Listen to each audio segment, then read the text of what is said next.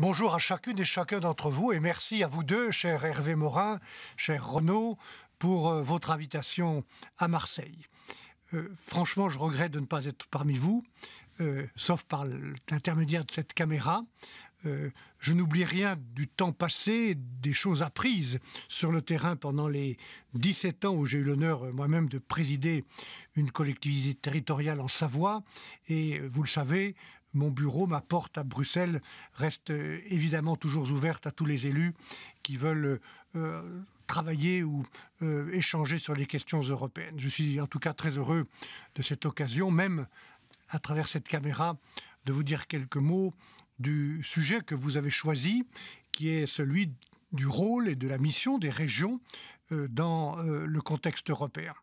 Nous sommes dans la toute dernière ligne droite de cette négociation extraordinaire, très complexe, extraordinairement complexe, qu'est le Brexit, dont j'ai la responsabilité au nom de l'Union européenne. Et c'est d'ailleurs la raison pour laquelle je suis obligé aujourd'hui, pardonnez-moi, de rester à Bruxelles. Je voulais simplement vous dire où nous en sommes dans cette négociation depuis le moment, il y a maintenant plus de 2 ans, où le Royaume-Uni a choisi démocratiquement de quitter l'Union européenne. C'est un choix que nous regrettons, mais que nous respectons et nous sommes maintenant amenés à le mettre en œuvre à travers cette négociation qui est suivie, je le sais, avec beaucoup d'attention et souvent avec une appréhension, une inquiétude par énormément de citoyens,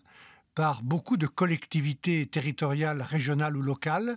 comme c'est d'ailleurs le cas aussi pour beaucoup d'entreprises. Cette équipe que je dirige ici à Bruxelles avec la confiance du président Juncker, la confiance du Conseil européen et en bonne intelligence avec le Parlement européen, doit évidemment rendre des comptes et c'est aussi pourquoi je suis heureux de vous parler, comme j'ai l'occasion de parler d'ailleurs avec le comité des régions ici dans la capitale européenne. Et ce que nous essayons de faire à travers cette négociation, c'est de lever les incertitudes et de remettre de la sécurité, de la certitude juridique là où le Brexit a créé beaucoup d'incertitudes. D'abord, pour les citoyens européens, 4,5 millions, dont 1,5 million de Britanniques qui vivent dans nos régions en Europe et 3,5 millions de citoyens européens qui vivent et travaillent au Royaume-Uni. Mais aussi pour les entreprises qui sont actives des deux côtés de la Manche et évidemment pour tous ceux qui bénéficient des crédits européens, des politiques européennes. C'est le cas des régions, c'est le cas des agriculteurs, c'est le cas des universités et de bien d'autres encore pour lesquels nous avons cherché depuis le début de cette négociation, comme par priorité, les citoyens, les bénéficiaires des fonds structurels à redonner un peu de certitude sur les mois qui viennent. Voilà pourquoi, au mois de mars, et après plus d'une année de travail, nous nous sommes mis d'accord avec les Britanniques, je dis bien avec, pour que tous les engagements pris à 28, au début de la période pluriannuelle budgétaire 2014-2020, soient bien honorés jusqu'au bout à 28. Cela signifie que pour tous les projets, les programmes engagés sur cette période de 7 années, eh bien, il y aura une garantie, si nous aboutissons à un accord avec les Britanniques, que cet accord est ratifié, il y aura une certitude pour que ces projets puissent être financés jusqu'au bout et jusqu'à leur clôture, c'est-à-dire parfois même au-delà de la fin de l'année 2020, comme c'est le cas pour les crédits régionaux et évidemment pour beaucoup de projets financés au titre de la politique agricole commune. Cet engagement-là des Britanniques fait partie, comme d'ailleurs l'engagement pris de sécuriser les droits de ces 4,5 millions de citoyens, du projet de traité que nous avons presque finalisé. Je dis presque parce que dans le texte qui est celui-ci, 168 articles et 3 protocoles, d'ores et déjà 90% de ce texte est aujourd'hui de couleur verte, ce qui veut dire que nous avons trouvé un accord. Naturellement, je le répète, ce traité ne sera certain, ce qui est à l'intérieur ne sera sécurisé qu'au moment où il y aura finalement la ratification des deux côtés de ce traité. Je dis de la certitude pour la période actuelle, mais naturellement le départ du Royaume-Uni, le fait qu'il quitte l'Union européenne et qu'il ne contribuera plus comme c'est le cas en tant que contributeur net au budget européen, représente un vrai défi pour la prochaine période qui va commencer en 2021 et où nous serons seulement 27 et non plus 28 et où nous devrons essayer de faire avec moins d'argent aussi bien pour toutes les politiques européennes et aussi pour faire face à de nouveaux enjeux en termes de sécurité et de défense pour notre continent. Évidemment, au cœur de ce défi budgétaire considérable et très difficile, il y a l'avenir de la politique de cohésion, l'avenir de la politique régionale à laquelle vous tenez, que je connais assez bien pour avoir eu l'honneur de la gérer comme commissaire européen. C'est aussi pourquoi la Commission, dans ses propositions, a proposé de préserver cette politique de cohésion sur la période 2021-2027, mais en allant vers davantage de simplification et de flexibilité pour faire face à un certain nombre d'événements imprévus. Un autre défi de la politique de cohésion après le Brexit sera évidemment celui de la coopération interrégionale. Beaucoup de régions, j'ai reçu un certain nombre de présidents de régions françaises et d'autres régions européennes à Bruxelles, me disent leur volonté de continuer à coopérer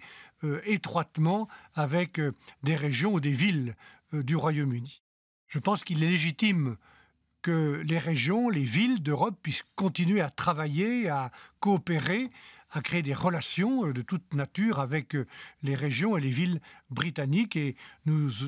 offrirons aux Britanniques, comme à d'autres pays tiers, je pense à la Norvège, à la Suisse par exemple, une capacité de participer à des politiques européennes et de participer à des financements transfrontaliers. C'est aussi vrai d'ailleurs pour d'autres projets de coopération avec nos politiques qui devraient être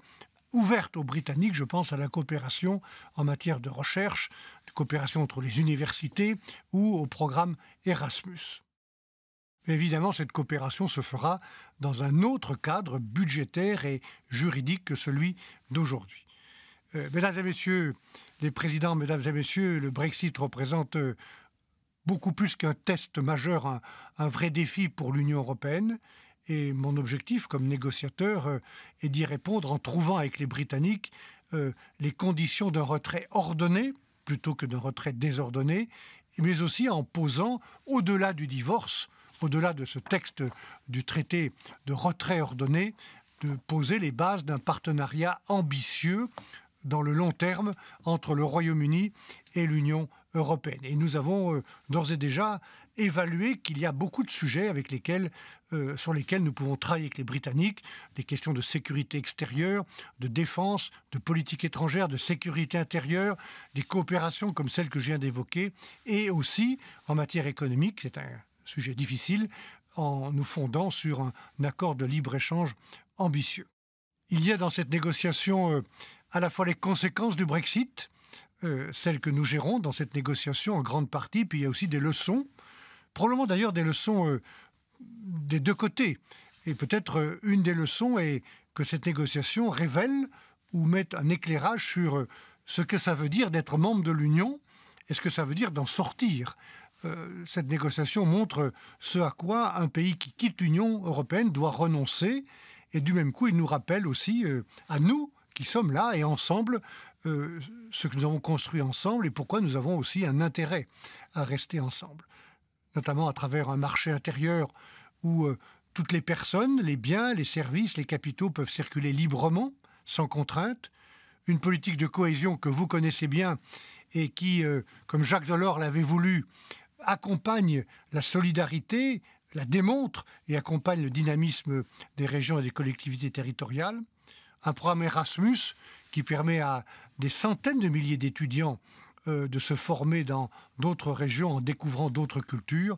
Et puis je pourrais citer aussi le ciel unique pour faciliter le travail de toutes les compagnies aériennes, des interventions et des opérations extérieures, civiles, militaires, parfois les deux à la fois, qui contribuent à remettre de la stabilité tout à fait autour de nous, parfois même en Europe, dans les Balkans ou de l'autre côté de la Méditerranée. Je pourrais ainsi multiplier les exemples. Mais évidemment, dans les leçons du Brexit, il y a aussi, si l'on veut bien prendre ce temps, et il faut le prendre, comprendre pourquoi 52% des Britanniques ont voté contre l'Europe, quelle expression, quelle colère sociale, quelle inquiétude. Ils ont voulu exprimer le sentiment parfois d'être laissés de côté ou de ne pas être assez protégés. Naturellement, dans les leçons de cette négociation et de ce Brexit, il y a, au-delà d'une meilleure compréhension de ce que nous faisons ensemble et de pourquoi nous sommes ensemble, il y a aussi les raisons qui ont poussé 52% des Britanniques à voter contre l'Europe il y a plus de 2 ans. Je pense qu'il faut prendre un peu de temps pour comprendre les raisons de ce vote, le sentiment d'exclusion, d'abandon quelquefois qui s'exprime dans certaines régions et pas seulement au Royaume-Uni, le sentiment que l'Europe ne protège pas assez, qu'elle s'est ouverte à tous les vents, le sentiment d'une colère sociale aussi. Et il faut répondre à ces sentiments qui existent un peu partout en Europe par des réformes à Bruxelles, des politiques qui doivent être changées, par des réponses plus concrètes qui s'adressent aux préoccupations des gens sur le terrain. Voilà à quoi doivent être utiles les prochains mois, qui vont être aussi des mois de débats démocratiques et de débats politiques. Écouter les leçons, répondre aux inquiétudes, changer ce qui doit l'être. En tout cas, pour ma part, je continuerai de prendre part à ce débat civique et à ce débat public avec mes équipes, comme je le fais régulièrement depuis le début de cette négociation. Vous le savez, mesdames et messieurs, chers amis, l'Europe suscite à la fois, c'est une sorte de paradoxe, beaucoup d'inquiétudes et beaucoup d'intérêts. Et il faut répondre à la fois à ces inquiétudes ou à ces peurs, parfois à ces colères et à cet intérêt. Et ce n'est pas en rasant les murs, en ayant l'Europe honteuse, que l'on peut répondre. C'est au contraire en marchant au milieu de la route, en expliquant, en écoutant, en cherchant à comprendre comment fonctionnent ici à Bruxelles et à Strasbourg les institutions européennes, qui sont des institutions démocratiques. C'est en marchant au milieu de la route, encore une fois, et en participant au débat public, en tout cas, à ma place et dans cette mission de négociateur pour le Brexit, je continuerai, comme j'ai eu la chance de le faire devant vous à l'instant, de participer à ce débat public. Et je pense précisément que les régions que vous animez, ces grandes régions qui ont des moyens, qui ont une part importante dans la politique européenne, l'une des plus concrètes, la politique régionale, doivent jouer leur rôle dans ce débat démocratique. De manière libre, de manière ouverte, sans complaisance, mais jouer leur rôle pour rapprocher les citoyens qui sont inquiets, qui sont intéressés des grands enjeux européens. C'est ce que j'ai été heureux modestement de faire à travers cette intervention devant vous et je vous remercie pour votre attention.